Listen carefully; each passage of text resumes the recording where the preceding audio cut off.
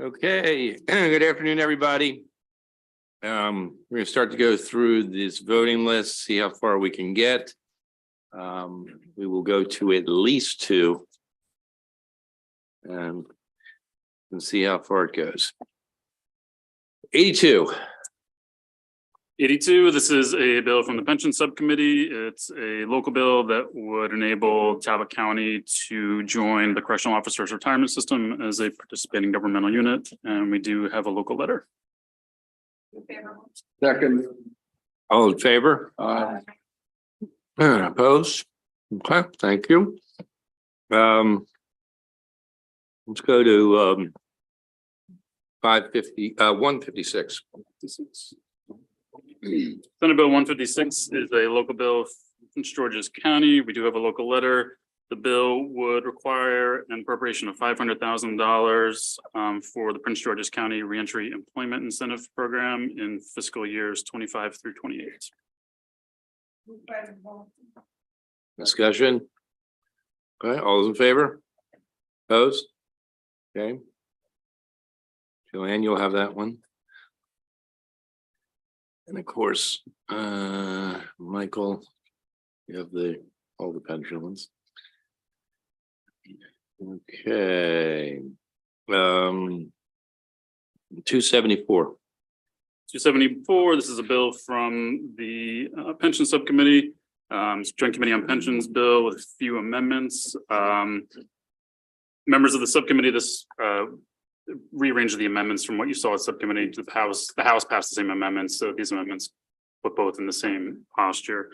What the bill does as introduced is it clarified the payment on the death of a former member who was not vested to either their designated beneficiary or estate. That conforms law with existing practice. There were two additional amendments that came in from the system using this bill as a vehicle. The first, you'll see on the bottom of page 1, clarifies that a retroactive salary increase is not pensionable compensation. So that means there's no back employee or employer contributions due on that. I think a few of the school systems had done this. Moving forward, to be considered part of their compensation and subject to the contributions. And then on page 3 through 4 of the reprint, this is non-substantive. This is just clarifying there are certain positions in law that are heads of units of government that are eligible for immediate vesting. The system requested that we just enumerate them so it'll be clearer. And then on the bottom of page 4, uncodified language regarding the retroactive salary increases, how they're supposed to be treated moving forward. And retroactively. Okay, as amended. We like this? Okay, all those in favor? Opposed? Okay, 334. 334 should have a reprint at your desk. As introduced, this was a bill that was aligning some of the MBE reporting requirements with the current MBE expiration. The amendments you have in the reprint before you, I received yesterday a request from MDOT to further extend the MBE program dates. So generally, all the dates in the bill is introduced are moving back 1 or 2 years. And then in reviewing the bill, we noticed, you'll see this on top of page 3 of the reprint, that language is being stricken, that law actually abrogated. And you'll see further down in the middle of page 3, we substituted in the current effective date regarding the offshore wind MBE reporting to make sure that everything is up to date. Second. All those in favor? Opposed? Okay, Senator Benson, you have that one too. 368. 368 is a bill from the Pension Subcommittee. This would be enabling legislation specifying that emergency medical technicians for participating governmental units may join as participating governmental units. There was an amendment at subcommittee. All of the members of the subcommittee asked to be added onto the bill. So I'm sorry, I did not note that.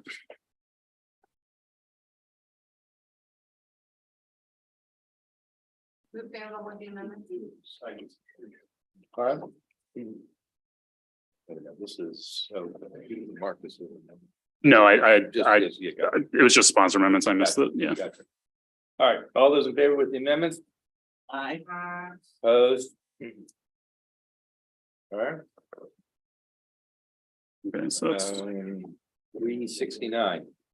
369 is Joint Committee on Pensions Legislation. This is follow-up legislation regarding all of the positions that over the last few years have been moved from the employee system into the correctional officer system. The way that worked was that those individuals, to conform to IRS rules and regulations, they had to be moved into cores, and then they had the option to transfer their employee system service into cores. Most of them did that. The system has found a number who still have not. They believe that there was some sticker shock with regarding the cost for some of them to do that. They've gone through and evaluated. In every instance, it's always to the member's benefit to combine that employee system service into the correctional officer system. So what the bill does is it will implement that change. So anyone who hadn't moved their employees' time into cores, that time will be moved into cores.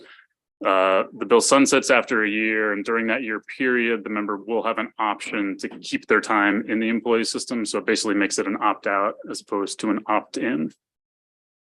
This has been hanging around for years, hasn't it? Yes, because I think it was 4 or 5 iterations of employees have been moved. But it's and optional.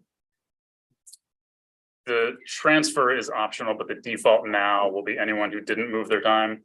That time will be combined because even with the contribution deficiencies that some of those members may have, the resulting benefit when they retire in every instance was going to be greater than it otherwise would have been, drawing a benefit from cores and the employee system. Did we have testimony from any advocates on that, advocacy community on this?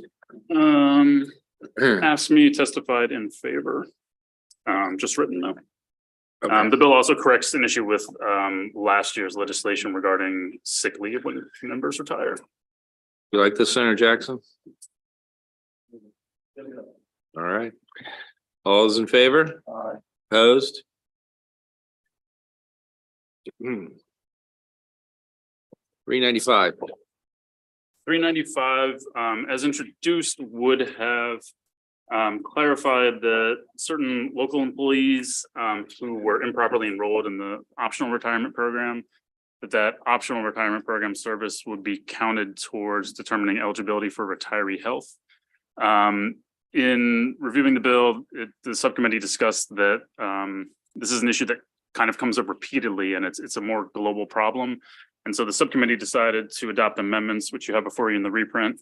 The amendments are the bill, and basically it makes a change that would require any state employment earned in either one of the several pension systems or the optional retirement program. When you're determining the eligibility, when that individual retires for retiree health, you consider all of the state employment rather than just the way it's. The issue right now is that they're only looking at the employment history from the plan they're retiring from.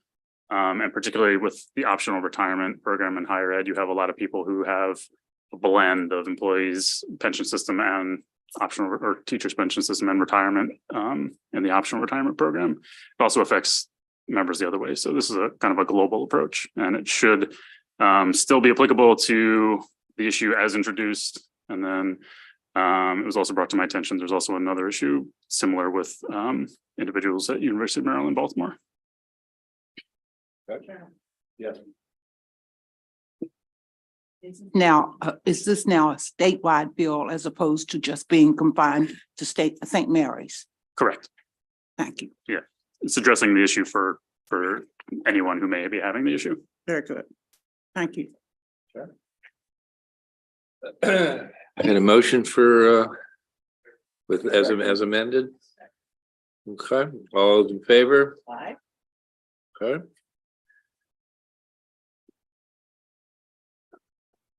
$466. 466, this is legislation from the Joint Committee on Pensions. You have a reprint before you. There's technical changes that the subcommittee adopted. This is the legislation that is changing the system's amortization policy. Currently, we have a fixed closed 25-year policy, and we're approaching the time where investment return, they're going to be introducing potential significant volatility. So this updates the amortization policy in conformance with the current actuarial best practices. It creates closed layered amortization. So each year there'll be a new base. So it's a little more transparent and should avoid the volatility of the current amortization policy. The changes before you, there was a technical fix. The original legislation had an error with the end date for the 25-year span, and then just clarifying that these periods are closed periods that would be layered. And then lines 10 through 11, just clarifying that that is referencing when there are incentives for people to retire early, not the typical available early retirement provisions in law. Okay, as amended. All in favor? Opposed?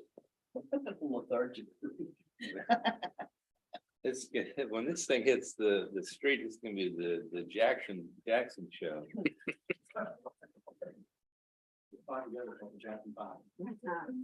There's more than 5.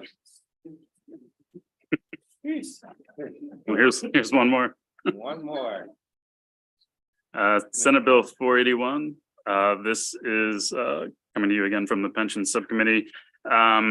As introduced, some of you maybe have had constituents who've had this issue. In the retirement system, you earn interest on your employee contributions, but if you leave before you're vested, that interest stops running at a certain point. The issue individuals run into is if they then come back and are employed by a participating employer in the system is not able to return those contributions to those individuals. It'd be against the IRS rules. However, that account no longer earns interest. So previously, the General Assembly has passed legislation in a more limited scope to allow somebody in that situation, if they come back to work, that prior account will start resuming the regular interest that all the active member accounts accrue. This legislation would apply it system-wide to all the systems. There is also a technical fix. The teachers' retirement and pension systems were not originally included in the legislation. So on page 2, they're added back in, and there's some conforming changes to consolidate the provisions related to that. And then at the end of the bill, the subcommittee decided to apply the bill retroactively, similar to Chapter 509 of 2018. And so for anyone who's actively employed when the bill takes effect, they would be credited with retroactive interest back to the date when they resumed employment with the state for that account that was non-vested. Okay, as amended.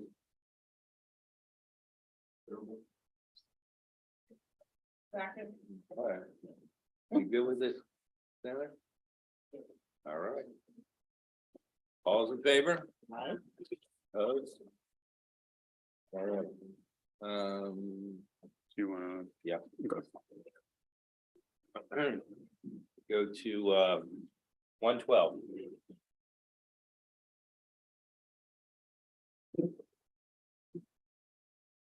Senate Bill 112, you should have a reprint on your desk. As introduced, this was legislation. So last year, there was legislation regarding the prompt payment for procurement.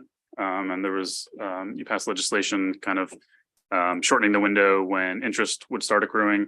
This legislation is related to grant payments. And so it pretty closely mirrors what you all did with procurement last year. Both would take effect. Procurement changes take effect this June 1. So this bill has a June 1 effective date. The amendments come from the sponsor, and page 1, some clarifying changes that this is related to nonprofit entities receiving the grants. On page 2, just clarifying the prospective application as introduced, it related to contracts as of October 1, 2022. This change aligns it with the effective date of the bill, so it's prospective. And then going further through the bill on page 3, the amendment you'll see on lines 8 through 9, stating the policy of the state is to make a payment under a grant agreement within 37 days, after which the payment becomes due or receives the grant making entity receives a proper invoice.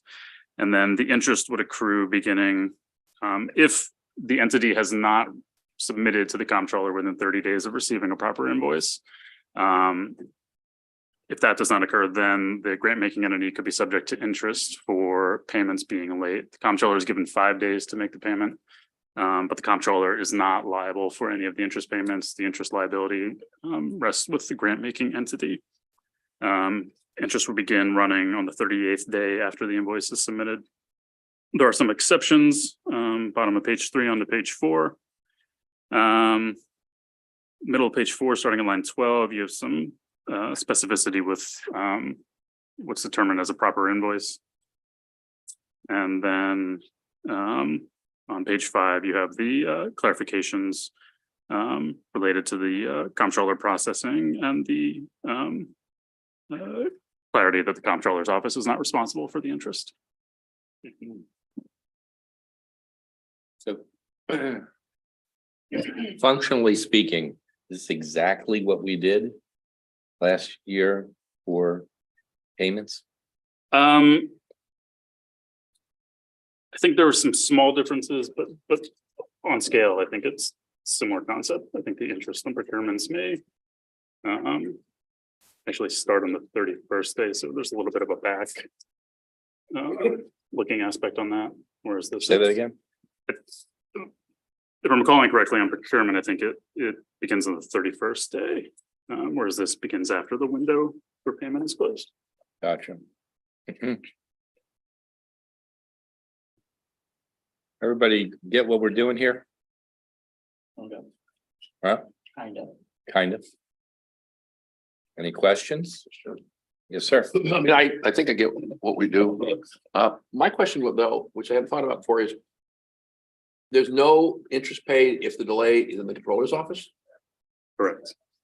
And also there's no interest if the grant making entity submits the invoice to the comptroller within the 30-day window, there wouldn't be interest.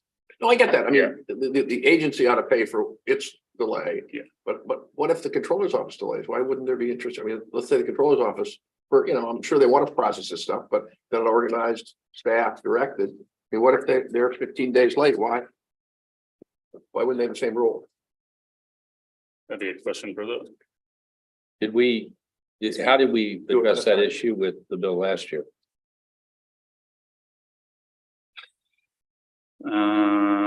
I'd have to check on that. I don't think the comptroller was liable on that last year, but I'd have to double check. Okay. Senator Alfred.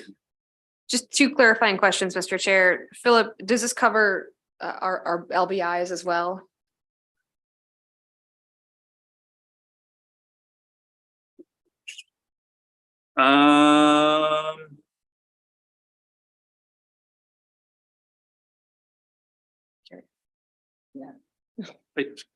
I don't know.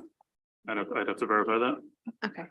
And then, Mr. Chair, I completely agree with the goal of the bill, but the amendment eliminates the time that whichever state agency, let's just call, for sake of this purpose, it's called GoCap, receives an invoice. The original bill, right? The original bill says that it has not later than 5 business days after the receipt to determine whether the invoice is proper or not.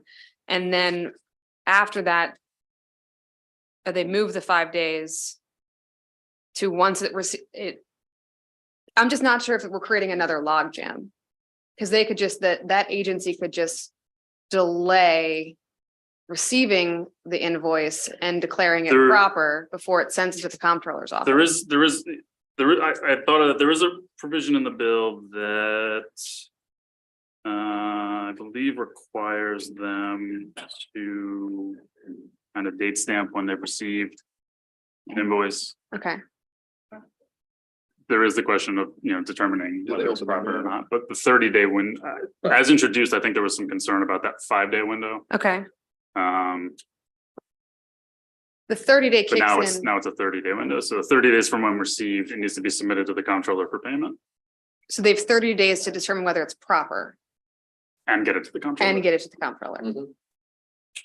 Okay, thank you. Thank you, Mr. Chair. Yeah, so page 4, lines 23 through 26. So, and then 27 through 29. So if it's mailed, they have to annotate the invoice with the date and time of receipt, and then if it's electronically submitted on the date the transmission is received or the next business day if received after 5 p.m.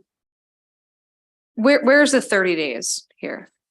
30 days will be on page 3 of your reprints, the new language. So it's basically lines 14 through 17 plus that new language.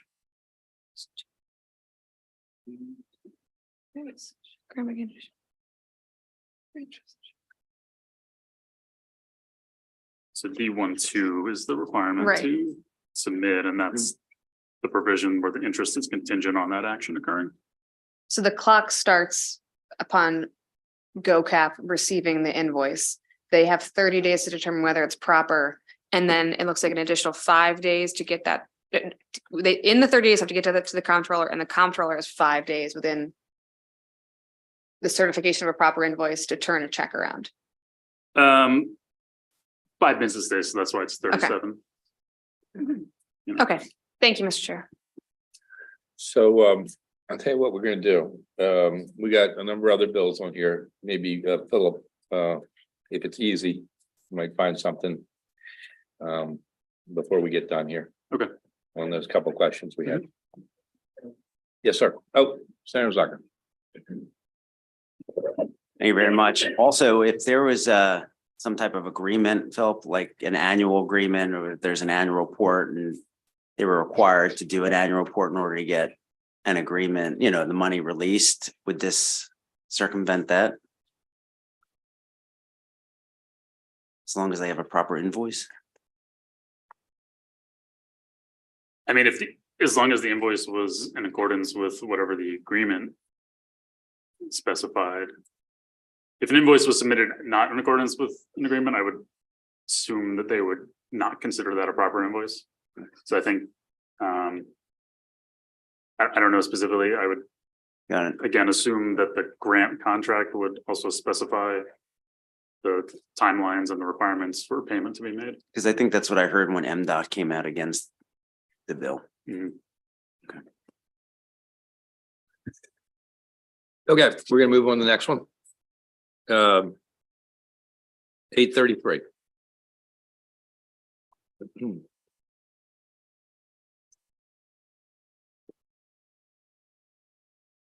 Senate Bill 833 is a local bill that establishes the Prince George's County Violence Interrupter Support Program Fund. This fund will fund programs that use community-based efforts to reduce incidents of violence in Prince George's County. There is one amendment to the bill that will do what this committee has been doing and making it authorizing rather than requiring the governor to fund or to provide the funding. How much was it? $1 million. Okay. Any questions on this? Favorable as amended. All those in favor? Opposed? Okay, we're gonna make it the Jackson Benson show.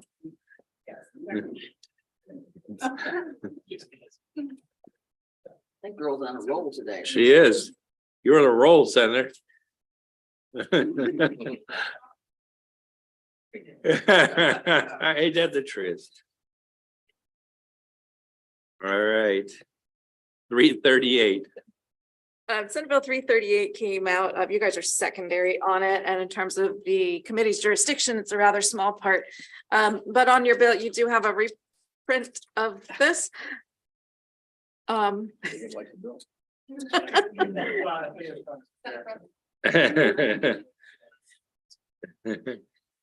do have a reprint of this. It deals with extended school year innovation grants and some of the amendments that EEE adopted, which I did put little notes on there. Basically, so the authority for certain districts to operate year round is provided in current law. The amendment that was added by Triple E, makes that authority applicable for purposes of this bill as well. So more opportunities to do extended school year. The meat of the bill as it came in begins on bill page 2. You can see it establishes a grant program, defines how to use the funds, application requirements, the requirements that this program would need to be open for. And then the content of the instruction as well as teacher time. At the bottom of bill page 3, this is where it gets to your jurisdiction. Essentially, the bill came in saying for fiscal year through 2035, it would be a $25 million mandate. He struck the shall and substituted a may. Well, that caught on like fire, didn't it?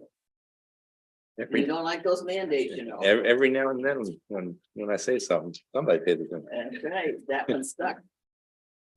All right. All those in favor of the bill as amended? Oh, do you have a question? I did have a question, actually. Okay, then please. Is anybody doing this now? Do you have any idea? Is it I- a vision or is this like a real thing? Well, it's a new grant program, but Right, I let's see if the grants are new.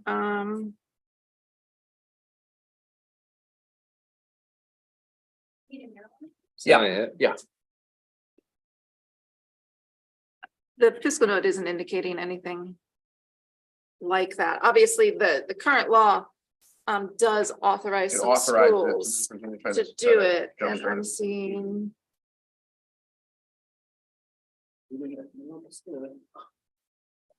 Okay, I don't see any Okay, thank note you. in the fiscal note Thank that you, it's where. Senator Quarterman? Erica, do you know what the vote was in Triple E? Yes, I do have that. I believe it was unanimous. It was unanimous, 11-0. Senator Solling? Just looking at the page. It's in the amendment, second page.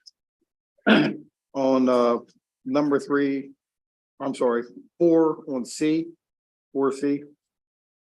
About the following days, the public school holidays Yep. that they may be open. And these are the days, Christmas, Thanksgiving, That's all current law. for all current law. Yes, Okay, and the following, number 3, is that current law also also? current law. Senator? I'm sorry, did we answer the senator's question as to whether or not there were school systems in the state that allows this at this point in time?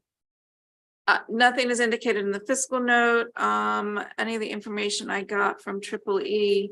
Senator Heddleman seemed to have some does But if- knowledge not on this. have You- that. If you look at the analysis in this bill, it says that the local boards of Baltimore City, Allegheny, Anne Arundel, Calvert, Howard, Montgomery, and Prince George's counties may operate one or more schools on a year-round basis, provided that the 180-day and the minimum hour requirements are met. Yeah, that's current law. So they have had So that that answers authority his for a question. number of years. And I don't have the answer to whether any schools have taken that opportunity or not, and it's not. Okay, thank you. Okay. they have not. not. Okay, are we prepared to vote on this? Senator? Hi. It literally, in the bill, it literally said shall provide $25 million. It was Okay. a specific dollar amount that was put in the bill to provide for it, but I can't answer as to why a I sponsor. mean, I don't know thought that why was you would need appropriate. all that money. I mean, you're only keeping the school open for another 2 more months. Theoretically, through the summer, air conditioning that expensive? Unless you're Baltimore County, most of them don't have it. No, actually, we've done a good job. I gotta give it to, we've done them, I take that back. Yeah. I'm just curious why such a high fiscal note to, It's as the bill was drafted. you're not paying. I mean, the teacher salary is a salary and Most of all your the schools do open in the expenses. Summer anyway, with other programs. I'm sorry, what? I said most of the schools are open in the summer anyway with other programs. I know, and that's why I just can't, $25 million, that's a lot of money. Well, it's not a mandate anymore.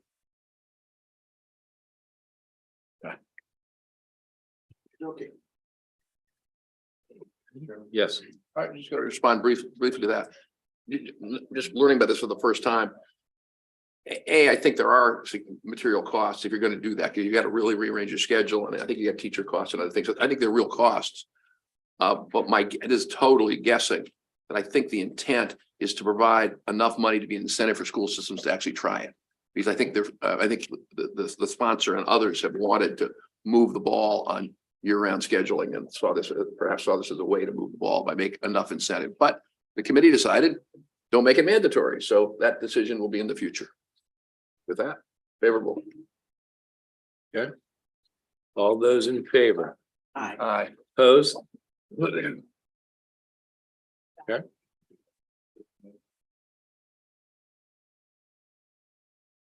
All right, I'm gonna go back down to triple E. Yep. None of us have to defend. Right. 425, all the better. Senate Bill 425, you also have a reprint on your desk for this one.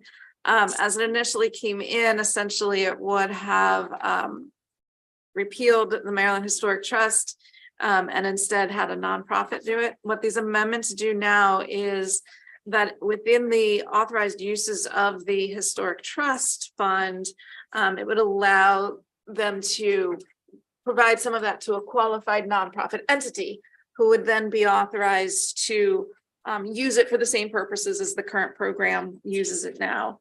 There are provisions in here under the amendments that would require that nonprofit entity, if they're going to also award it to secondary entities, there's a competitive grant. They have to establish a competitive grant process to make those awards. They have to provide information on the website as well as an annual report.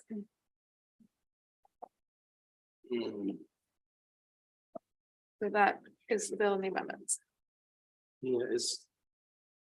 Yeah.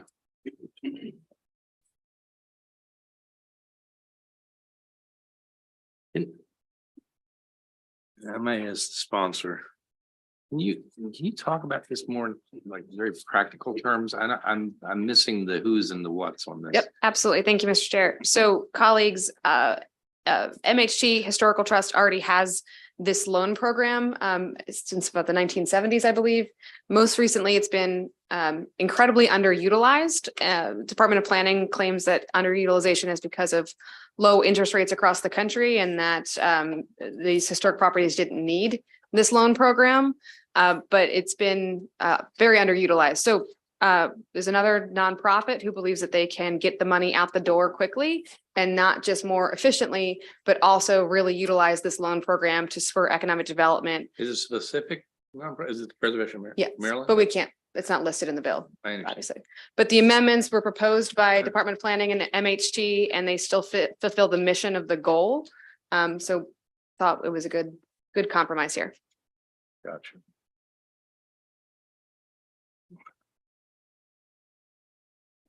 Anybody have any thoughts about this bill? Favorable. Second. Yep, all those in favor? Aye. Opposed? All right. Finally, someone else gets to do a bill.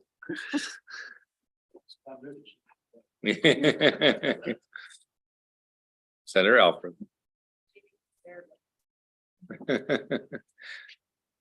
I'll take it. Did we ever do the bear bill? Mhm. We're gonna have a conflict resolution without. Oh, right, that's right. Sit down and report. Picture of sweet tea and. I nominate you for that job. I think you did good. Man. All right, 426. All right, you also have a reprint in your desk that these amendments are from the sponsor and actually the agency USM. to put the bill in a posture that it was intended to be. The structure of it wasn't accomplishing what they wanted. What it does is for purposes of, under the amendment, need-based financial aid for all students at USM. It authorizes the Board of Regents to transfer from fund balance no more than $150 million to a specified fund. And the board can use the investment income produced from that fund to provide funding for student financial aid, need-based specifically. And that's what the amendments does. As introduced, it accidentally would have only had the financial aid be for students at College Park. The amendment corrects that and makes it for all students of a USM school. Yes. This is like the third time I've put this bill in for them, and they just want to go a step further, helping students in need. So it's money well spent. I remember the bill. Yes.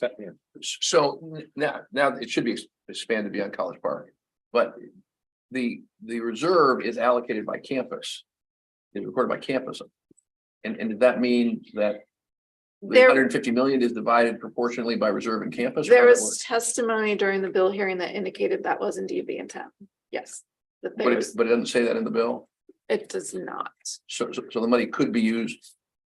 You could take money from, let's say, College Park's reserve or Coppin's reserve and use it at Salisbury. The system would get to decide how to do that. Yes. My understanding. I mean, the only thing it says is in accordance with the University System of Maryland policy on endowment fund spending rule. I have not looked up what that is. Senator. Okay, thank you. Thanks, Senator Risbett, that I asked the question in the hearing of how it's going to be allocated, and it's my understanding that every university has its own reserve, and the money accrued, or however they're gonna spin out the money, would be specific to that university. That was their testimony in the hearing. Yeah, I think you're right. I would just throw out there, I mean, I'm not sure that's the right answer, even though I want to protect the one that's in my district. I mean, need is where need is, and different campuses have different capacities to have reserves. So, I mean, maybe at least. Go to them and tell them it's- I'm sorry? You can go to them and tell them how you feel about it. No, I can, and I will, but I'm just thinking that, I'm just throwing it out, I'm not saying we need to amend the legislation. But I think we got to ask if they're setting this up to report back to us kind of how they're doing it. So we kind of don't really know what's going on, maybe in budget language or something. That'd be fun. So current law actually has an annual report November 1st. On quasi endowment. Yes. Oh, great. Okay, cool. All right. Question Okay. answered. Thank you. All right, as amended. All those in favor? Aye. Aye. And I don't want to go. You may. Who wants to go on the bill? Who isn't on the bill? Raise your hand. All right, I need a second.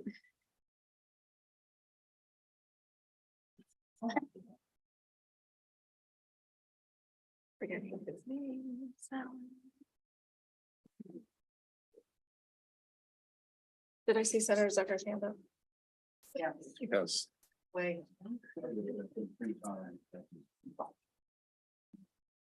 Okay. 559.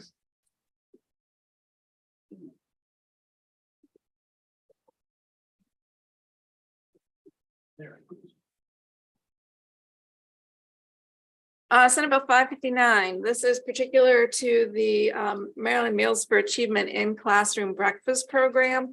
Current law has it as a mandate for, I believe it was $7.5 million. This bill would increase that to $12.05 million to expand the program to an additional 266 schools. So you may recall I had two bills. One is the universal, which has a very large fiscal note. Although I'm hearing from folks that there may be some adjustment to that, and we'll see that when we see it.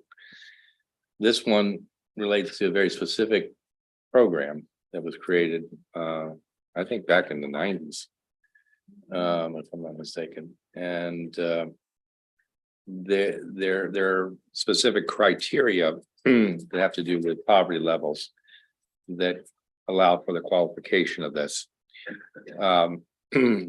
it was determined that there was not enough money to actually live up to the qualifications that we had established back in the nineties. And so that's what this bill simply does. That is sort of a remainder amount to be able to fulfill what was determined years ago as the priority. Move favorable.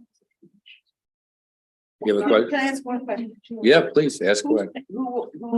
The school systems are not paying for this, correct? It's a state mandate, Statement. Okay, state fund mandate, I they should say, fund, sorry, yeah. right, that's what I wanted to be sure of. Yes. Yes. Did you have a question, Senator? Did you have a question? I wanted to ask. Oh, okay. Senator Corman. In regards to the mandate, is it staying a mandate or is it going to be a may or a shall? You know, or it's leave it kind on of, yeah, it's kind of tricky. This is one we should really talk about because it was a mandate.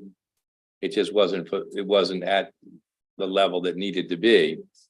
So if we took away the mandate, we'd probably take away the mandate for the whole thing, not just for the partial thing. Right. So, I mean, it's a reasonable question. Could do an amendment to bifurcate the mandate, I don't know if bifurcate the I'm just saying. because that'll get weird, right? I mean, if we bifurcate the mandate, was what we're talking about up here, I think that gets weird because then you get to a position where the governor, for whatever reason, may choose not to do what we're trying to accomplish here, and that is have it available for everybody who qualifies. I guess I'm willing to take it away completely, the mandate, but my gut is not to. But yeah, How much money are we talking about? $12 million 12 million new, No, total. 4.5 new. four and a half new. I just want to get the context of it. Yeah.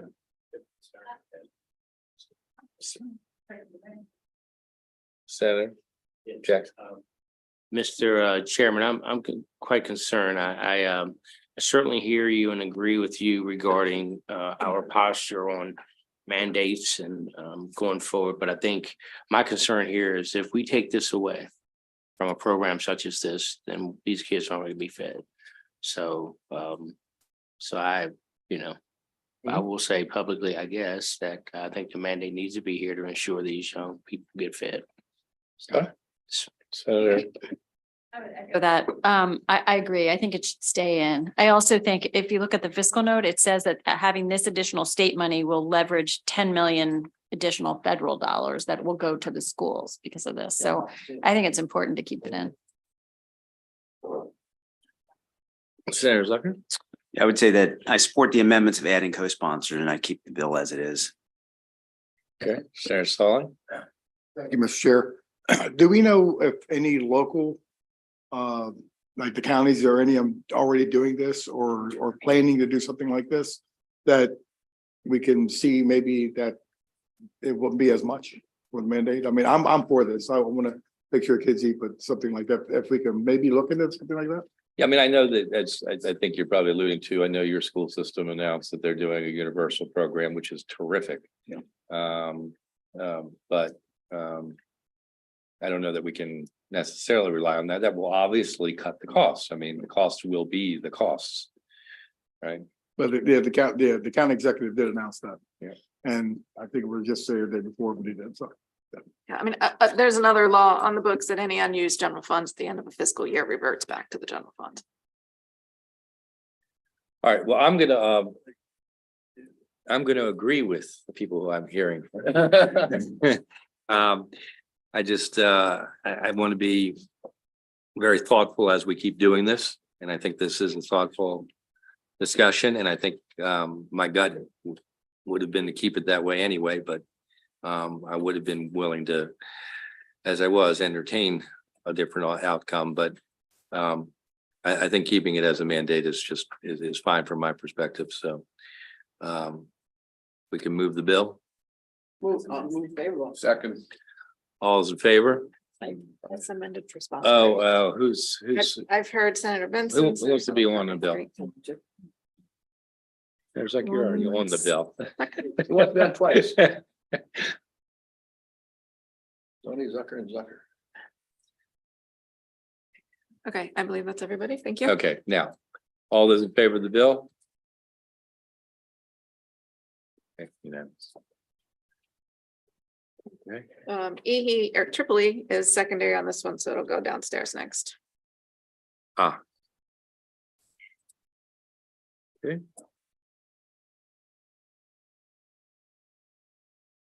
All right, 561. All right, 561 kind of piggybacks on a bill that was passed last year that named a specific dollar amount going to a Goodwill Excel Center. This bill comes in and simply clarifies and provides the proper name of that entity. All those in favor? Aye. Okay. Well done, Senator Corlman. No.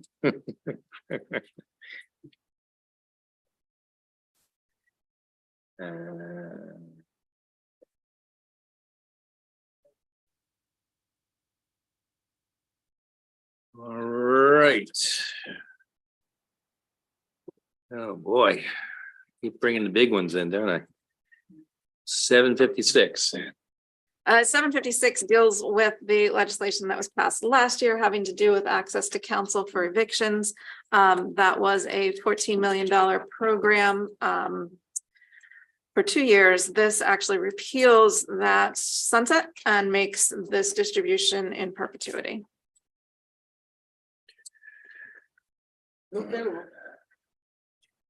Discussion.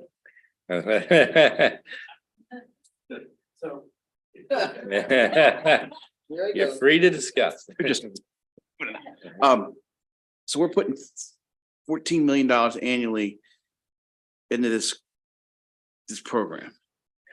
Yeah, so couple things quickly. One is the biggest thing is, I don't know if you noticed, if the advocates reached out to folks and asked for us to continue essentially what the federal program was for evictions, right? It was $175 million request to keep it going based on what they see going on out there in the world right now. And quite frankly, I don't think we're in a position to do that.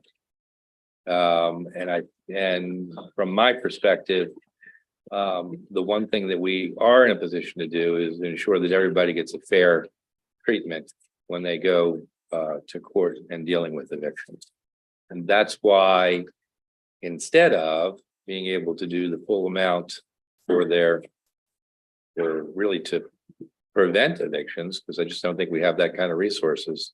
This to me is an important, if not alternative, but an important aspect of the process that needs to be handled.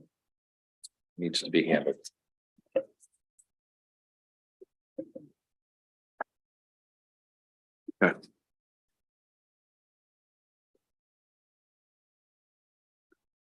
All right, I mean, it is what it is.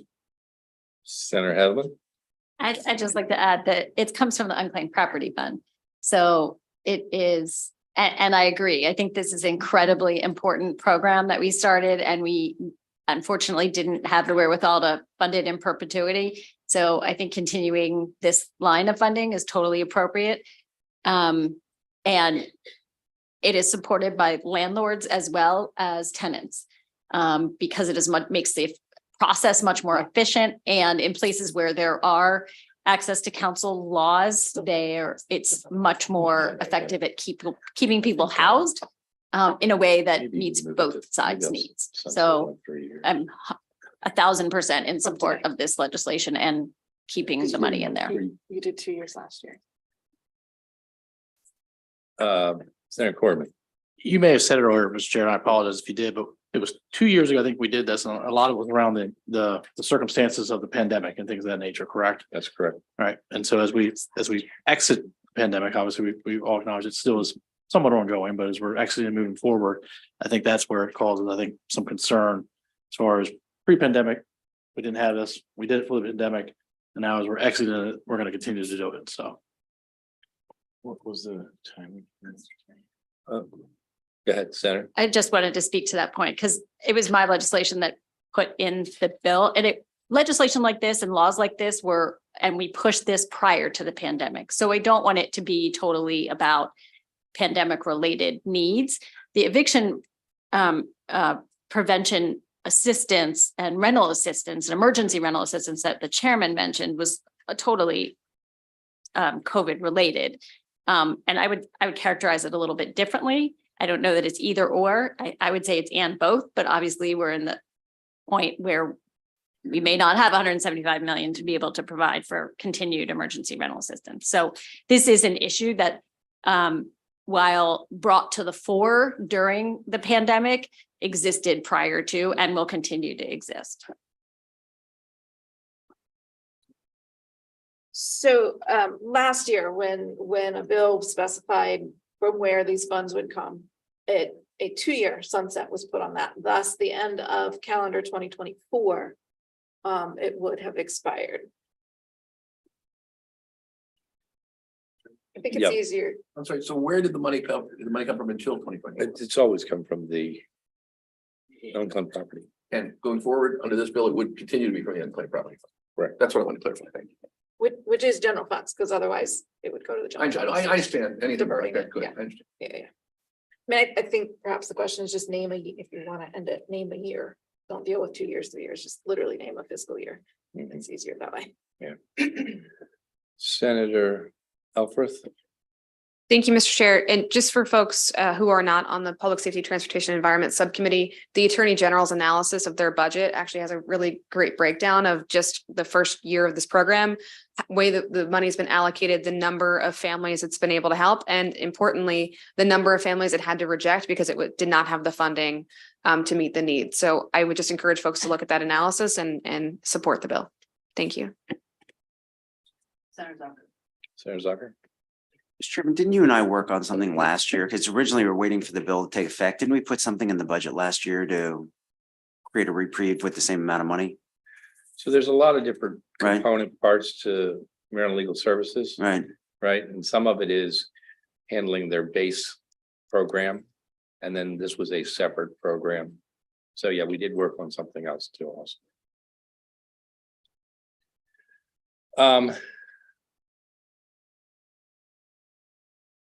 Well, I'm somewhat tempted to argue against myself for a second again. Go win either way. Just because, huh? I mean, I think I'd be willing to like establish a date a couple of years more out. And then we'll take another look at it in a couple of years. So I'd be willing to do that if the committee thought that was something they found useful. I think it's a good idea. Good idea. Senators?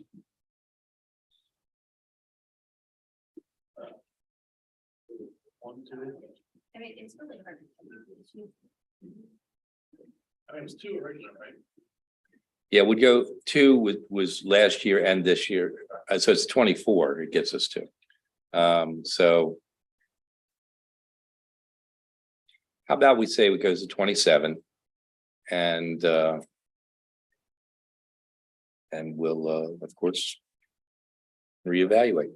Second. All right, with that amendment, all those in favor? Aye. Opposed?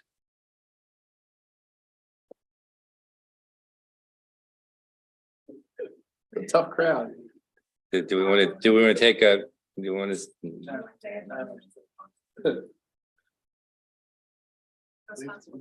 All right, who wants to co-sponsor first? Okay, give me a second. I'm a slow writer here.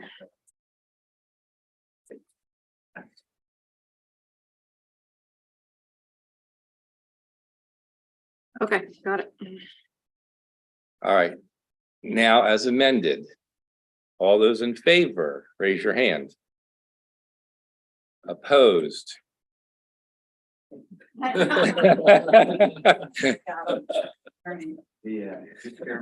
Yes, Just for clarification, I think there's over like $40 million being held right now in the unclaimed property fund that's not being utilized. So Yeah. just as a,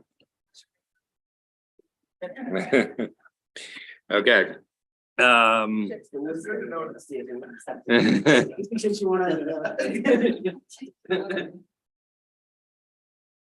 Okay. What time is it? We're gonna go for 15 more minutes. Phil, did you happen to come up with anything? A little more, I don't think. You don't know if it's gonna do it or not. Okay, all right, let's try this one. I think this is interesting, but we'll see where we go with it. 219, Senator Jackson. Senate Bill, Senate Bill 219 as amended would reduce the apparel item cost in this legislation to $15. And that would be amendment number one. The second amendment requires the majority of the retailers that sell secondhand apparel, those donations would have to come from nonprofit organization. So it would take out things like consignment shops from being able to take advantage of this. So the sales use tax exemption goes to the nonprofit. The shops Secondhand. that sell not secondhand apparel that came from a nonprofit organization versus something like a consignment shop.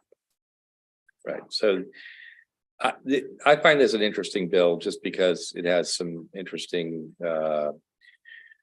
environmental aspects to it, the idea that we're reusing that. So, I mean, I think the government has some interest in it because of that. Not to mention providing affordable clothing for folks who, I'm sure there's plenty of them that need it. I really put this one here to discuss more than anything, see what people were thinking. Any thoughts anywhere? Senator? What's the fiscal note? That's the big problem. What is the fiscal note? The net effect of the fiscal note was 31.7 million. I mean, we could always adjust things to make, No, I understand. yeah, make them less costly, I understand. but just conceptually is, I wanted to have a little bit of discussion. Senator Jackson. Yes, before Senator Rosapep asked the question about the fiscal note, I was gonna openly apologize about the fiscal note. And I was also gonna, look, Mr. Chairman, I think there have been some discussions about this and I think it's a good thing to provide needed items to folks. And I'll say as the bill sponsor, the only one, we will take co-sponsors if you'd like to be on there, but I think, look, we're willing to work it however we need to work it, if nothing else, to get it started, because I just think that if we start something like this and we keep on this track of making sure that we're ensuring that folks who are in need, we've done a couple of bills today, that I think we can get it started. So however we need to start it, I think it's worth the conversation to keep it in front of us until we figure out something we can live with. So hopefully, so it's my piece. Senator Rosapep. I love the sponsor. And no, I'm gonna tell you a backstory. And I was approached to sponsor this bill and spent some time with the proponents of this bill. Yeah. And learned that no other state does this, number one. Number two, that the reason they want it is to basically promote people using their store, which is fine. The reason I didn't sponsor it was this seemed like, I didn't know what the fiscal note was at that point. It seemed like a very expensive way to promote people looking at low cost reuse clothing. I mean, the cause is really good from the environmental point of view, from helping low income people. But there got to be other ways to promote folks doing this than giving a sales tax exemption, particularly when the costs so much. So I'm inclined to pass the cause and defeat the bill. and look at other ways to deal with it. Anybody else have any thoughts? I am going to agree with Senator Roosevelt Okay. for the record. It happens quite a bit. Okay, well, I wanted to have everybody a chance to talk about it, think about it. But we will move on to the next bill right now. And this is the The comptroller. yeah, 240. Yes. Senate Bill 240, the comptroller's office and the Association of Certified Public Accountants came up with an amendment that they agreed upon. The reprint is in front of you. Amendment number 1 makes changes to the purpose paragraph. And amendment number 2 clarifies that a credit claimed in another state by a pass-through entity is added back into income when calculating the Maryland adjusted gross income. The comptroller's office stated in their testimony that this was necessary because 31 states now do this. And as a result of that, it created a loophole. And this was not an issue back in 2020 and 2021 when this legislation was initially passed. But because there are 31 states now, it's now an issue. Okay. Senator. Can you explain it more on a basic level? I still don't really understand the whole concept of the pass-through entity and all that. I mean, I know the fiscal note talks about that revenues will increase, doesn't say how they will increase, how much they will increase. I don't know. Is there any way to make it more simple? So based on the way that it was explained to me, this is my understanding, is when you have a pass-through entity. This pass-through entity. You know what a pass-through entity is? Yeah, we start there. Okay. So the pass-through entity would be a business that has taxes that they can claim, I guess, in other states. So maybe you have Maryland, I don't know, Pennsylvania, wherever. They can have taxes that they owe to that particular state, but it could be a Maryland resident. So it doesn't have to be an individual. I tell you what, let's take this offline. Okay. It's a little, this is, yeah, it gets pretty technical. Okay, did I hit everything on the list except for, we want to come back and say what you do know? Okay, great. So we're back on 112. Okay. So I think Senator Elfreth had a question about legislative bond initiatives. If you go to page 3 of the reprint, towards the top, subsection B, so these are the exemptions. So grants by the judicial branch of state government or funded from general obligation bond proceeds, or from general fund capital appropriation to the Board of Public Works. So excluded from this. And then for procurements, it's the procurement agency that is responsible for the interest. And then there is a slight difference for procurements. It's still a 37-day window to pay, but interest starts on the 31st day. And then Senator Zucker, you had questions about it's kind of the invoicing process. And so on page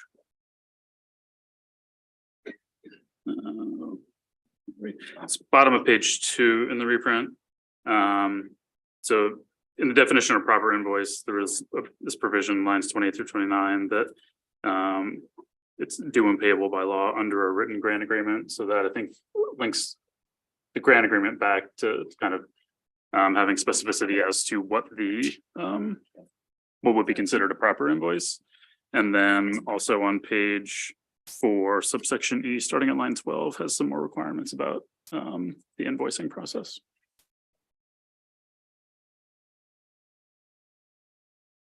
Back to my question about the controller's office. So if controller office take more than 5 days, and therefore it goes beyond 37 days, the interest is paid by the agency instead of by the controller's office?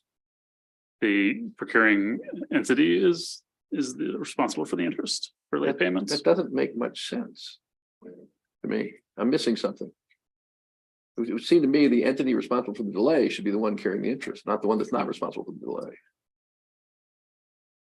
Unless there's some reason not to, I'd propose an amendment to say that if the controller's office goes beyond 5, they're responsible. So It I mean, probably this- won't ever happen. Yeah. Probably won't ever happen, but you never know. That would create a difference between procurement. This is only about grants. This is new language. This is a new process for grants. Okay, but it seems weird to charge the agency that met the deadline for somebody else's delay. And even if we didn't do that with contracts, we could go back and fix that in the future. Right. It depends what folks want to do. It doesn't make intuitive sense to me. Thank you, Mr. Chairman. What happens to the interest? Does the interest accrue and go back to the grantee? Yes. Okay, thank you. But one way to address what Senator Rosenpep is saying is you could say if through no fault of the agency, Well, the bill has. you know, in terms of if it's the comptroller's fault.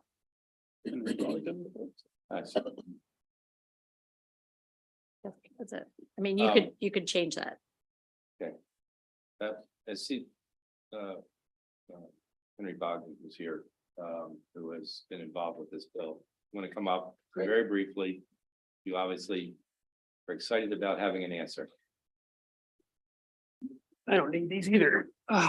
Thank you, Mr. Chairman, members of the committee, Henry Bogdan, representing Maryland nonprofits. To Senator Rosepep's question, if the agency meets the 30-day window, they're out of it. The comptroller asked for 5 days. As you recall from all the work we did last year and the vendor report, and discussing this with the governor's legislative office, which has endorsed these amendments, so that, for example, MDOT did not oppose the bill on the House side. Positions changed after your hearing. Everyone is satisfied the comptroller will get it paid in 5 days. And our view as proponents and advocates for this is if the comptroller can't get it done in the window by the 37th day, it's got to be something beyond their control. So we're simply taking that on good faith. And with regard to the 5 days that Senator King was asking about earlier, that language in the bill came out of COMAR, where in procurement, agencies are given 5 days to review and notify someone. However, in COMAR, none of those guidelines in that section will trigger a penalty or a late payment. Those are really just procedural guidelines. They were brought over in this bill. The governor's legislative office said the agencies some of them feel they need more than the 5 days because of the conditions on grants. And since it was that alone would not have triggered a problem. I mean, even if you left the 5 day thing in there, there's still no penalty as long as they get the invoice to the comptroller in 30 days. So we were willing to accept language, I think, is as soon as possible, I think, in there. And with the understanding with the governor's office that, we will watch to see if people want to play games with that, we'll have to deal with that. Otherwise, we think everything else works. I think those are the questions that I heard. Thank you. Just to clarify, you're saying the language with the amendments says that the agency is not responsible if Correct. If it got it in 30 days and delay was in the controller's office. That's correct. Okay, all right, thank you. No penalty then. If the desire was in changing the focus of the bill in working with the governor's office was to focus on the agency's performance within 30 days, because that's where we all know that's where the problem is. So, thank you. Thank you. Thank you, Mr. Chairman. And Henry? Yes, sir. Yeah, I don't know if the Maryland Historical Trust said that this might interfere with their grant making ability. Have you heard that? And I have not heard that. That didn't go on the record in the House. I mean, I'd be happy to get back to them, but I mean, they're a state grant making entity, so right. I'm not sure. I mean, one of the things, the agencies hold the cards because they get to say what has to be in the grant agreement, what has to be done with an invoice. For example, the MDOT question. I mean, if they simply put it in the grant agreement that, you know, for such and such invoice, we have to have an annual report, the problem's solved in the bill's perspective. So it doesn't cover any agreements they have out there that don't have that.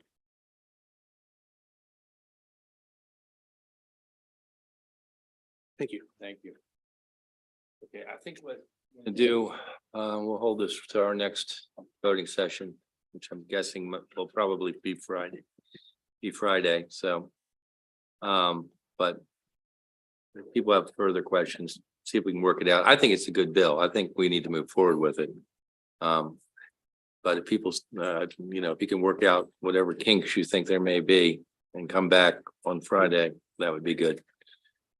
All right. With that, that's going to conclude our voting session for today.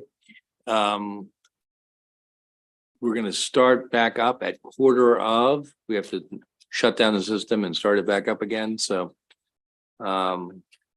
take 10 minutes and we'll get started at 1:15.